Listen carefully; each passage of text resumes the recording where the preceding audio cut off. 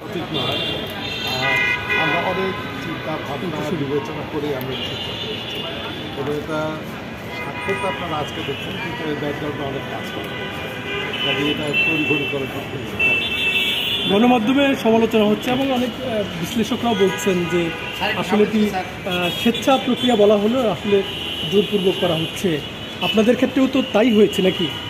সোনালী bank অবশ্যই না, আমরা নিজেরা আলোচনা করেছি। আমাদের এখানে আমাদের এমডি সাহেব আছেন, আমাদের সিএফও আছেন, আমরা সবাই মিলে কাজ করেছি এবং কাজ করে আমরা নিজেরাই সিদ্ধান্ত নিয়েছি যে আমরা ঠিক করেছি যে কার সাথে আমরা একত্রিত হব এবং এই সিদ্ধান্তের ভিত্তিতে আমরা গভর্নরকে অ্যাপ্রোচ করেছি, আমাদের ব্যাংকে অ্যাপ্রোচ করেছি যে আমরা বিডিবির একটা মার্চ দিতে চাই।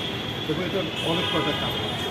তার মধ্যে একটা অন্যতম কারণ হচ্ছে যে আপনারা জানেন যে সোনালী ব্যাংক বাণিজ্যিক ব্যাংক হিসেবে মূলত সরকার এন্ড অফ দ্য মার্কেটে কাজ করে। অন্যদিকে বিডিবিএলের যে অভিজ্ঞতা সেটা হচ্ছে লং রানে শিল্প ব্যাংক